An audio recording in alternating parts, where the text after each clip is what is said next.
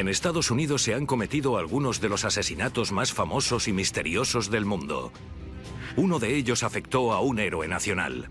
Los restos del niño fueron identificados por Charles Lindbergh. Y en otro, a una futura estrella de Hollywood. Le habían cortado muchas veces con cuchillos. Y un pequeño pueblo guarda un gran secreto, una muerte desconcertante y un intento de asesinato. Pudo tratarse de un crimen pasional. El caso del secuestro de Lindbergh. ¿Hay una nueva explicación de lo que ocurrió realmente? Se le cayó el niño y este murió accidentalmente. La Dalia Negra. ¿Hemos resuelto este caso de hace 70 años?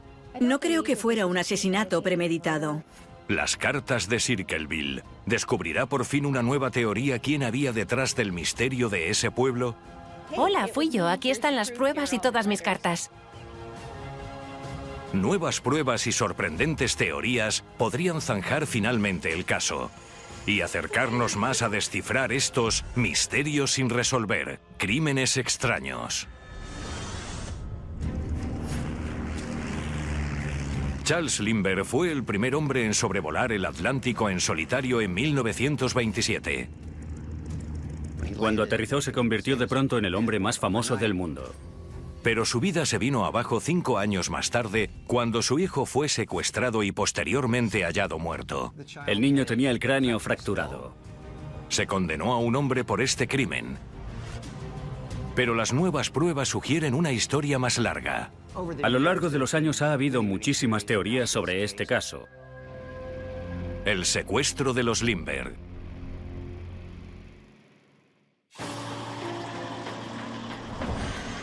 ...1 de marzo de 1932...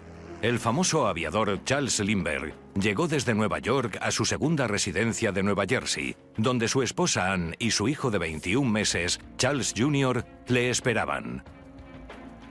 Charles Lindbergh llegó a casa sobre las 8:30 de aquella tarde. La niñera Betty Gau ya había acostado a su hijo a las 7:30. A eso de las 7:50, Betty volvió a la habitación y vio que el niño dormía profundamente. Sobre las 10 de la noche, Betty Gou subió al piso de arriba para ver al niño.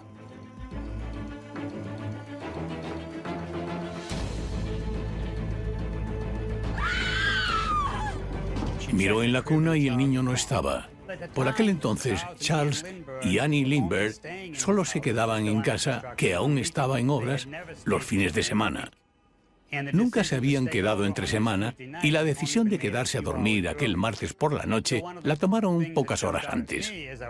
Una de las cosas que llamaron la atención al leer sobre los hechos del crimen es que si era un secuestro y el secuestrador había estudiado la casa, ¿por qué iba a pensar que la familia o que el niño iban a estar allí? El niño nunca estaba allí entre semana.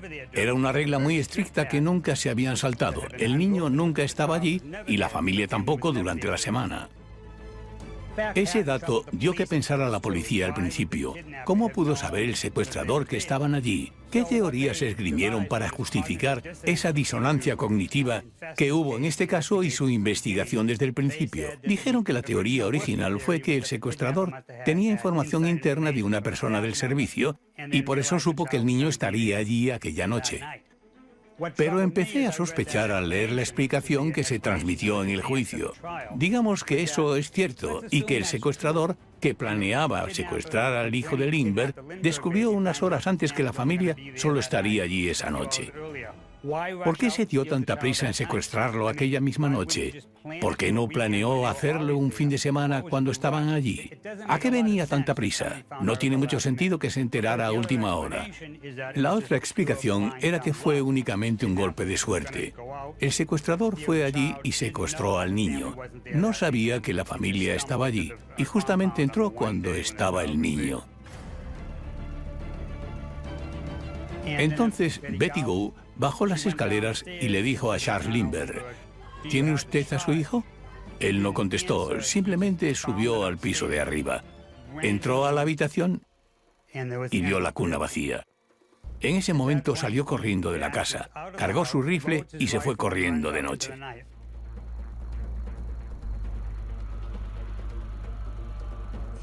En algún momento subió a su coche con su mayordomo.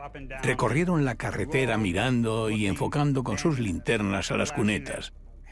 Entonces, envió al mayordomo al pueblo para que trajera unos focos y volvió.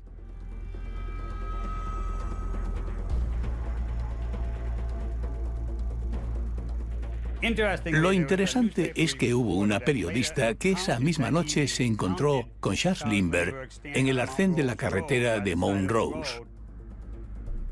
Como había escuchado la información del secuestro del niño, había llegado a la zona con otros periodistas. Era una mujer llamada Laura Vitray. Ella se acercó y se paró y le preguntó, ¿cómo está? Él le contestó, necesito estar solo o algo así. Entró en su coche y se marchó. No sabemos nada más. Ella nunca apuntó en qué lugar de la carretera de Montrose lo encontró y nunca se llegó a explicar qué era lo que hacía allí. Charles volvió a casa e hizo 2 llamadas. La primera a su abogado de Nueva York y la segunda a la policía del estado de Nueva Jersey. Lindbergh subió solo al piso de arriba y encontró una carta. Le pidió a Betty Go que subiera, le enseñó una carta que había en una de las ventanas y le dijo, esta es la carta del rescate. La carta decía, tenemos a su hijo y pedimos un rescate de $50.000. Sigan estas instrucciones. El documento estaba repleto de errores ortográficos y gramaticales. Cuando llegó la policía, peinaron toda la zona y encontraron partes de una escalera bajo la ventana del cuarto del bebé. A pocos metros descubrieron su manta. Las fuerzas de seguridad de 3 jurisdicciones acudieron al hogar del famoso aviador. Y así es como empezó la mayor búsqueda hasta entonces en la historia de Estados Unidos. Charles Lindbergh ofreció una recompensa de $50.000.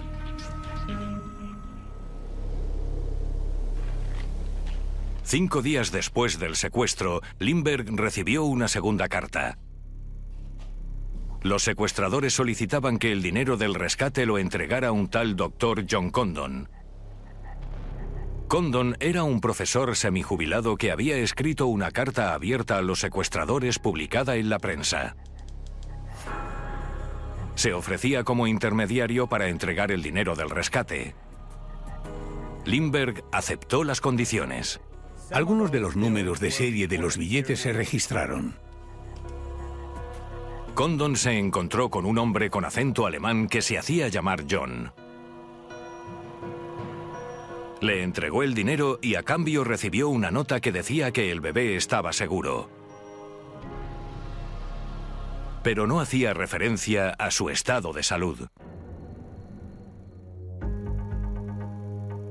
Los Lindbergh estaban consternados y no tuvieron más comunicación con los secuestradores. La policía solo contaba con un retrato robot del hombre que se hacía llamar John. Entonces descubrieron algo terrible. El 12 de mayo de 1932, un camionero paró a unos 5 kilómetros al sur de la casa de los Lindbergh. Fue a hacer sus necesidades en el bosque. Dejó su camión, entró en el bosque y encontró el cadáver del niño en el suelo. Betty Go y Charles Lindbergh identificaron el cuerpo del bebé. Lindbergh ya había pagado un rescate de $50.000 y el niño estaba muerto, así que aquello fue una estrategia terrible. ¿Quién pudo haber secuestrado y asesinado al hijo de uno de los hombres más famosos de Estados Unidos? Teoría 1. Richard Bruno Hauptmann. En septiembre de 1934, 2 años y medio después del secuestro, unos billetes marcados condujeron hasta el primer sospechoso. Esos billetes se encontraron en septiembre de 1934 en una gasolinera de la ciudad de Nueva York. Eran billetes dorados que llamaron la atención del empleado de la gasolinera. Los llevó al banco y resultaron ser parte del dinero del rescate de los Lindbergh. El empleado de la gasolinera escribió la matrícula del coche en el billete 143041 y descubrieron que pertenecía a Hauptmann. Richard Bruno Hauptmann era un inmigrante alemán que vivía en el Bronx. La policía le interrogó en su casa. Encontraron casi un tercio del dinero del rescate en su garaje. Él afirmó que el dinero se lo dio otra persona. Presionados para encontrar al asesino, los policías centraron todos sus esfuerzos en Hauptmann. Durante 2 años y medio habían estado buscando a una banda de secuestradores, pero en cuanto encontraron a Hauptmann y tuvieron a alguien a quien acusar del crimen, cerraron la investigación. 14 de febrero de 1935. Declararon culpable a Hauptmann y lo condenaron a muerte. Pero el veredicto planteaba dudas. ¿Fue un hombre en solitario el único responsable del crimen del siglo? Hauptmann era culpable, pero había alguien más involucrado en la comunidad de germano-estadounidenses. Teoría 2. Un cómplice. Eugene, el padre del escritor Robert Zorn, creció en una zona alemana del barrio del Bronx. Mi padre tenía un vecino llamado John Knoll. John era un inmigrante alemán. Había llegado a los Estados Unidos en enero de 1925 con 20 años. John Knoll se ganó la confianza de mi padre. Le llevaba de excursión por la ciudad de Nueva York y un día, en el verano de 1931, se llevó a mi padre al parque de atracciones de Palisade, en Nueva Jersey. La excursión tuvo lugar 9 meses antes del secuestro. Había 2 hombres esperando a John, su hermano menor, Walter, y otro hombre al que John llamaba Bruno. Empezaron a hablar entre ellos en alemán y John sabía que mi padre no lo hablaba. Pero mi padre entendió que hablaban de un sitio llamado Englewood. En ese momento, John Knoll hizo algo que al joven Eugene Zorn le resultó extraño.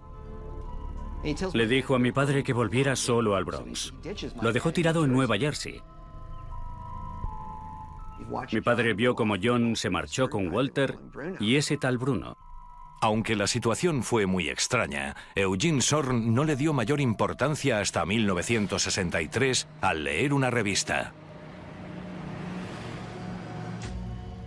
La tesis del artículo era que Bruno Hauptmann era culpable de aquel crimen.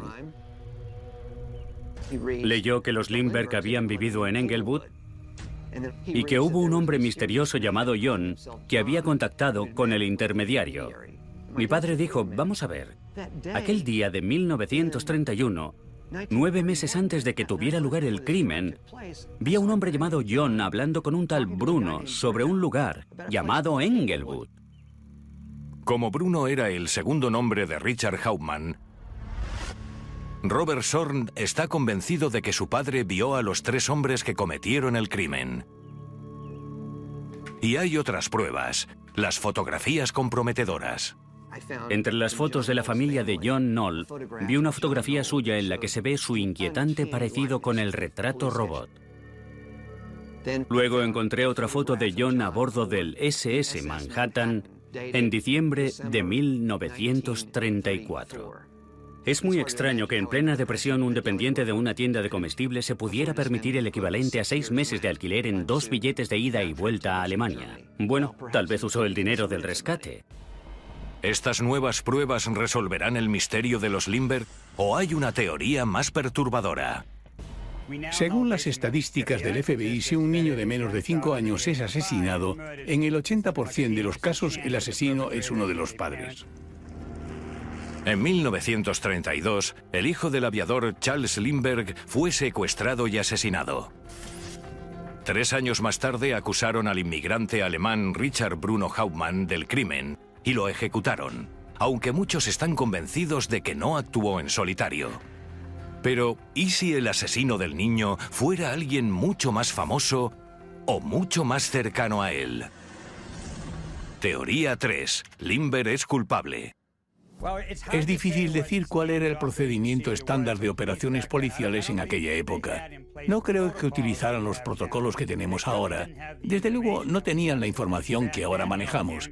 Entonces, si un padre denunciaba el secuestro de su hijo y decía que había una banda de secuestradores, la policía asumía que el caso era así y empezaban la investigación desde ese punto. Ahora los procedimientos policiales son muchísimo más sofisticados y mejores que los de 1932. casos. Se revisa mucho más a los padres y los antecedentes del caso. Todo el caso se analiza mucho más, se investiga a los padres y se siguen todas las pistas. Eso no fue así. De hecho, el fiscal del juicio, Hauptmann, hizo una declaración muy interesante. Dijo que los agentes de policía sabían, como todo agente de policía, que si secuestran a un niño, todo el mundo debería ser sospechoso, excepto los padres. Hoy en día, esa afirmación no se haría, simplemente porque no es cierta. ¿Fue el extraño comportamiento de Lindbergh una pista de que las cosas no cuadraban? Bueno, él se marchó 2 veces. La primera vez desapareció en la oscuridad y nadie sabe dónde fue con su rifle. Esa misma noche, más tarde, volvió a marcharse. ¿Pudo ser que Lindbergh escondiera a su hijo para deshacerse de él? Cuando llegó la policía, Lindbergh ya había vuelto a su casa. Hay que entender el estatus que tenía Charles Lindbergh en los Estados Unidos en 1932. Entonces, no había redes sociales y no había tantos famosos como hay hoy. Pero él era lo que más se parecía al famoso número 1 de los Estados Unidos. Su vuelo transatlántico de 1927 lo había catapultado a una fama increíble en los Estados Unidos y seguramente era la persona más famosa del país. Así que cuando esa noche llegaron los policías, se quedaron boquiabiertos por la presencia de Charles Lindbergh. Inmediatamente él tomó el mando de la investigación. Ordenó a la policía que hicieran ciertas cosas y no otras. Cuando se propuso un plan para revisar todos los buzones de la ciudad de Nueva York, él pidió que no se hiciera. Cuando se pagó uno de los rescates en Nueva York, iban a apuntar los números de serie, pero él pidió que no se apuntaran. Todo el mundo le hacía caso gracias a su estatus. Lo interesante del caso es que no se encontraron huellas de nadie. Uno de los encargados de encontrarlas esa noche dijo: «Caramba, parece que alguien ha limpiado esta habitación antes de entrar nosotros». No hubo una autopsia formal. Lindbergh ordenó quemar los restos del niño inmediatamente antes de poder hacer cualquier tipo de autopsia. ¿Escondía algo Lindbergh? Si revisamos el pasado de Lindbergh, vemos un historial de bromas muy crueles que hacía al resto de miembros de su familia.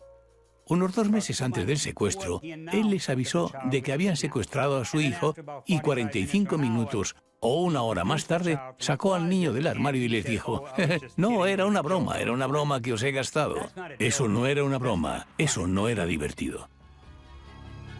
¿Fue aquella otra de las bromas de Lindbergh que acabó terriblemente mal? Como el niño sufrió una herida en la cabeza, es posible que al salir por la ventana se le cayera el niño y este murió accidentalmente. Se encontraba en una situación complicada. ¿Qué podía hacer? Lo único que podía hacer a esas alturas era esconder el cadáver y continuar con la historia del secuestro. Hay una serie de hechos que sustentan esta teoría. Si se le cayó el niño al salir por la ventana, eso explicaría por qué en un principio no se encontró ninguna carta en el cuarto del bebé. La carta se encontró después de que él y Betty Gould hubieran peinado el cuarto sin encontrar nada. Luego la encontró Charles Lindbergh. Puede que él escribiera la carta una vez muerto su hijo y afirmara haberla encontrado en el alféizar. Se ha hablado mucho sobre la muerte de Charlie Lindbergh, pero muy poco sobre los 619 días de vida de este increíble niño. Tuvo una bonita vida. Era el ojito derecho de su abuela. Ella escribió: «El primer nieto siempre trae alegría». Lo sé. Pero a veces me pregunto si algún otro niño en 20 meses ha dado más alegría. Cualquiera que lea esto y no se conmueva no tiene sentimientos. Y quien lea este tipo de documento y eche la culpa a la familia Lindbergh no tiene corazón. Pero a pesar del dolor que causó este terrible crimen, la huella que dejó en el imaginario colectivo hace que se sigan haciendo preguntas.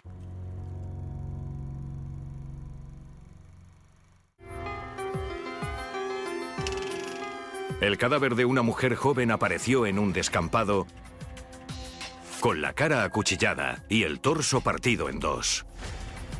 Ella era la víctima perfecta, en el lugar perfecto, en el momento perfecto para el crimen perfecto. ¿Quién era ella? ¿Y quién fue el responsable de ese cruel ataque? ¿Tenemos por fin la respuesta más de 70 años después? Cuando salió por la puerta del Hotel Biltmore, iba a convertirse en una víctima. La Dalia Negra.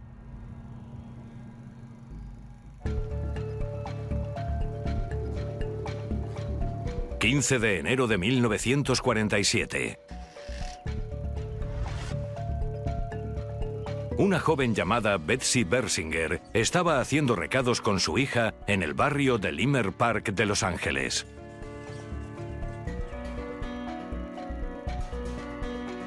Había algunas tiendas en Leimert Park, entre ellas una tienda de arreglos de zapatería a la que se dirigía a recoger los zapatos de su marido. Pero también había una manzana muy larga que estaba vacía.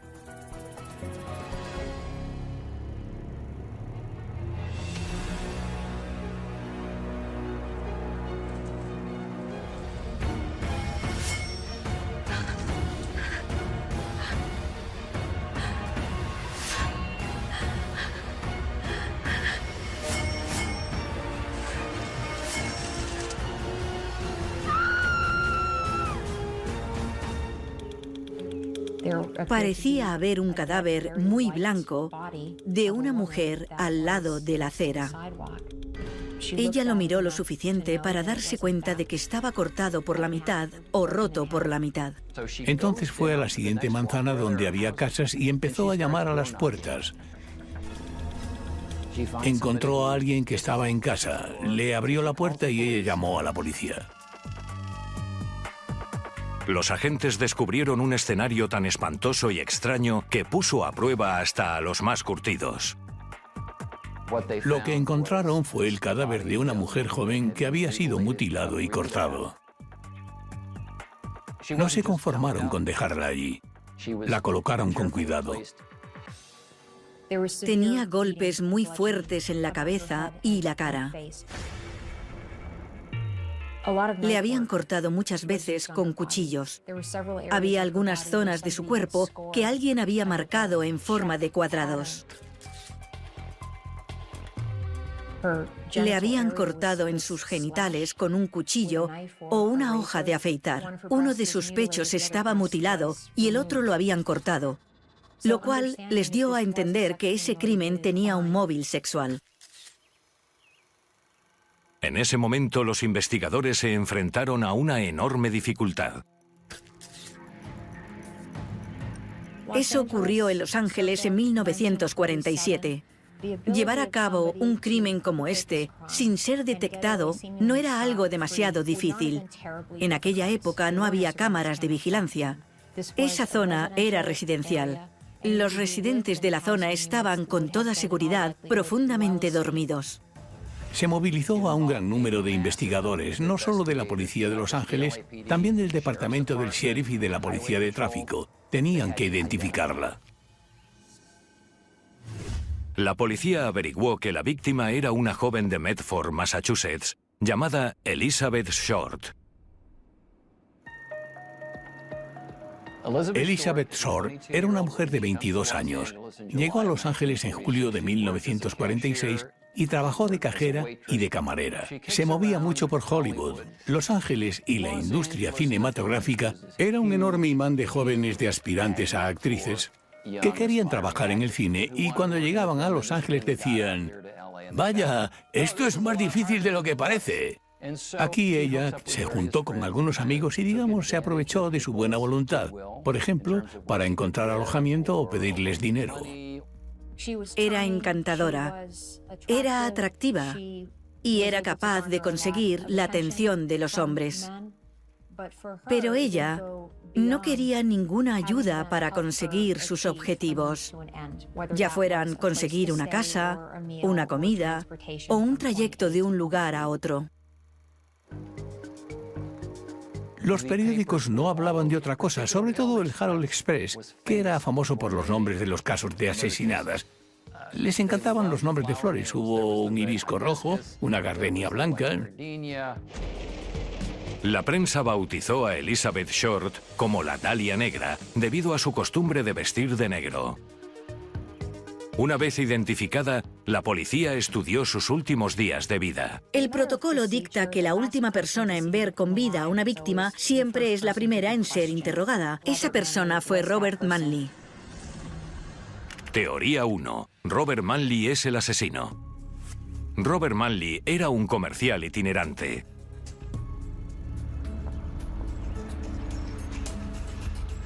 A principios de diciembre, ella cogió un autobús. Bajó en San Diego y se quedó allí cerca de un mes, como acostumbraba a hacer. Elizabeth Short conoció a muchos hombres, y uno de los que conoció en San Diego fue Red Manley, Robert Red Manley. Como era comercial, viajaba mucho, y fue así como conoció a Elizabeth Short. Cuando ella decidió que era el momento de marcharse de San Diego a Los Ángeles, a él le tocó la poco envidiable tarea de llevarla de vuelta a Los Ángeles. Él era comercial y hacía muchos viajes a Los Ángeles, así que la llevó allí. Ella le dijo, voy a ver a mi hermana en el Biltmore.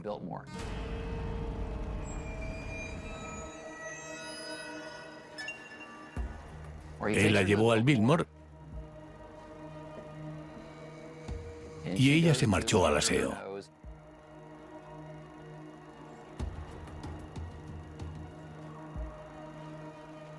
Elizabeth Short no volvía del baño, así que Manley se quedó solo en el vestíbulo. Él se puso a dar vueltas por el vestíbulo del Biltmore buscando a la hermana de Elizabeth Short, pero no estaba. Luego, o bien Elizabeth Short y Red Manley se despidieron, o bien ella se marchó al aseo y le dejó allí. Sea como sea, allí quedó todo. Red Manley dijo, bueno, tengo que marcharme, y se fue. Ese fue el último momento del que se tiene constancia de dónde estaba.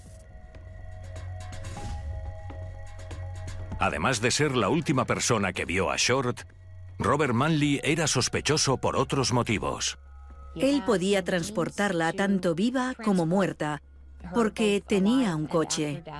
Además, tenía un trabajo en el que debía viajar. Por tanto, tenía más razones por las que poder ausentarse de casa durante periodos largos de tiempo. Manley encajaba en el perfil, pero la policía no tenía pruebas firmes en su contra. Le interrogaron y le sometieron a pruebas de polígrafo, pero las superó sobradamente. Una vez descartado Manley, apareció otra inquietante teoría. Las técnicas de identificación modernas ofrecen una descripción más completa del asesino.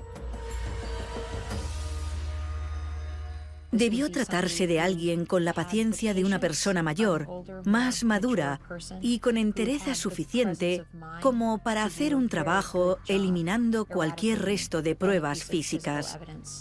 Fue alguien con algo de experiencia quirúrgica. Lo observamos en la incisión y también lo vemos en la forma en la que la cortaron en dos. Esa descripción apunta a un sospechoso muy sorprendente. Teoría 2. Walter Bailey es el asesino. En 1947, Walter Bailey, un veterano de la Primera Guerra Mundial, era un respetado cirujano. No era un personaje famoso. Iba al hospital, hacía su trabajo y volvía a casa con su familia. Hay varios elementos que unen a Bailey con el asesinato, incluyendo la propia escena del crimen. Walter Bailey fue interrogado por proximidad, es decir, porque su consulta estaba muy cerca del Hotel Biltmore. Había una gran proximidad al último lugar donde fue vista con vida.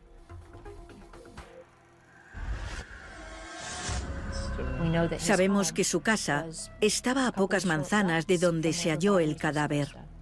Su hija menor conocía a la hermana mayor de Elizabeth Short. Oye, vamos. Su vida se estaba derrumbando porque había solicitado un divorcio y debía dinero a mucha gente. Por lo que me ha contado la gente que le conoció, tuvo un cambio de personalidad. Al tener disminuidas sus capacidades mentales, no es imposible que hubiera montado en cólera. Si analizamos a todas las personas sospechosas, quien tenía menos obstáculos para ser el asesino era Walter Bailey. A pesar de su conexión con la escena del crimen y la familia de Elizabeth Short, Bailey no fue objeto de una investigación seria por parte del equipo de investigadores. Igual que en el caso de Manley, no había pruebas firmes contra él. ¿Y si el asesinato de la Dalia Negra fue fortuito? Eso es lo que algunos expertos creen hoy. Teoría 3. Ataque fortuito.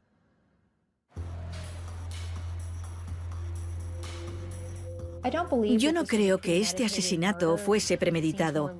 A mí me resulta más plausible que hubiera un encuentro casual o fortuito y que la persona que acabara matándola fuera un oportunista que aprovechó su cercanía para descargar su ira y satisfacer su sádica fantasía sexual.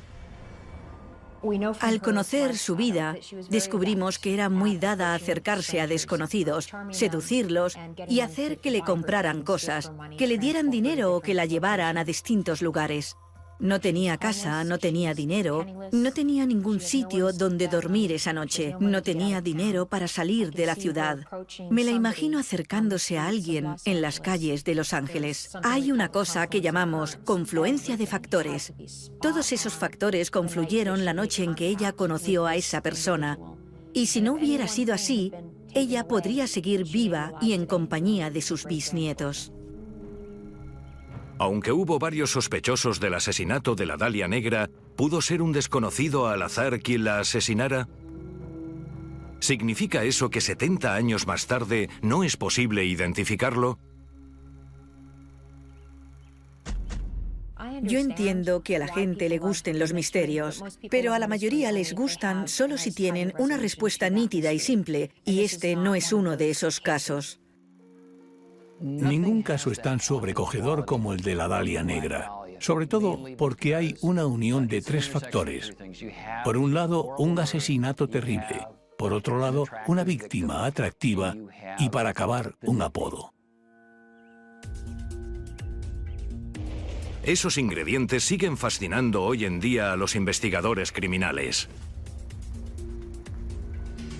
Pero si Elizabeth Short encontró la muerte de manera fortuita, el misterio parece estar destinado a permanecer siempre sin resolver. Muy alejado de las luces de la gran ciudad de Los Ángeles, está el pequeño y tranquilo pueblo de Circleville, en Ohio. Allí todo el mundo sabe tu nombre y tu dirección.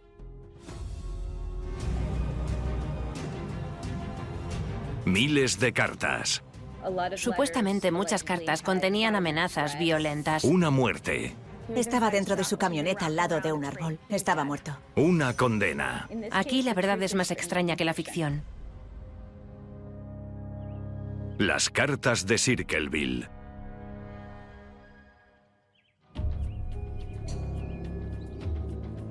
...1976... Circleville, Ohio. Población, 14.000 habitantes. Era un pueblo encantador. Un pequeño pueblecito donde todo el mundo te saluda. Era un lugar así como muy pintoresco. Pero eso iba a cambiar. En 1976, todo el pueblo empezó a recibir unas cartas misteriosas en sus buzones que contenían ciertos detalles sobre sus vidas personales o cosas que no sabían que nadie hubiera observado sobre ellos. Las cartas estaban escritas con una característica letra de imprenta. Todas tenían un matasello de Columbus, a unos 40 kilómetros de distancia. A veces eran sexualmente explícitas y el autor nunca se identificaba. No sabían quién las enviaba, no había remitente. Las cartas anónimas seguían llegando, pero la policía no podía rastrear su origen. Una de las destinatarias era una mujer llamada Mary Gillespie, conductora de autobús. En esas cartas se afirmaban cosas bastante graves sobre ella. Decían, oye, yo sé que estás teniendo una aventura con el inspector de la escuela.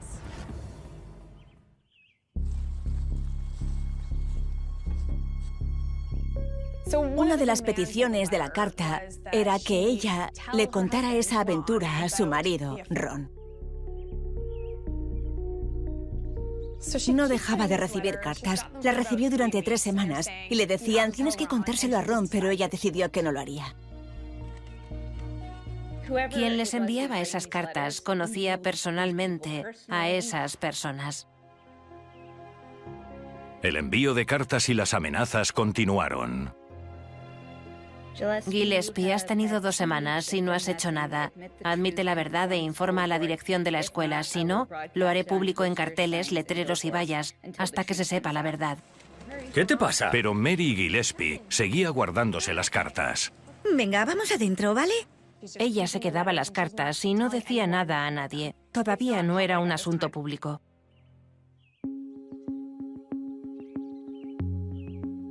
Tres semanas más tarde, Mary y Ron Gillespie recibieron otro tipo de amenaza. Diga. El 19 de agosto de 1977, ¿Quién es? Ron recibió una llamada de teléfono. ¿Quién llama? Tranquila. Sí, perdone, ¿dónde está? Nadie sabía con quién hablaba, pero él se enfadó mucho. Oiga, ¿dónde está?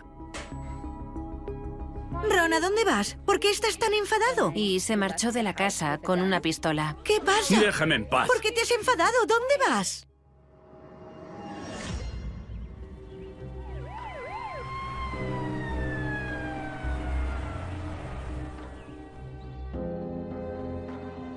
Unas horas más tarde lo encontraron y había muerto. Estaba dentro de su camioneta al lado de un árbol. Parecía que se trataba de un accidente. Cuando se acercaron, vieron que la pistola que llevaba se había disparado. La policía no encontró heridas de bala en el cuerpo de Ron y concluyó que había muerto por un accidente de tráfico. Las autoridades hicieron su investigación y determinaron que no había habido terceras personas. Fue un accidente y así se cerró el caso. Puede que nunca sepamos quién había al otro lado de la línea, porque Ron se llevó a la tumba ese secreto. Unos 6 años más tarde, Mary empezó a hacer pública su relación con el inspector. El hecho de que ella recibiera esas cartas sobre la relación da mucho que pensar. Ella había estado negándolo todo y pocos años después de la muerte de su marido, desveló de repente que tenía una relación con él. Eso nos sugiere que podría tratarse de un crimen pasional.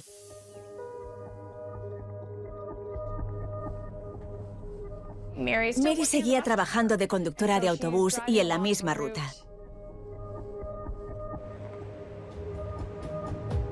Un día empezó a ver carteles. Uno de ellos decía, cuéntanos lo de la aventura o ya verás, y amenazaba a sus hijos, sobre todo a su hija. Así que paró el autobús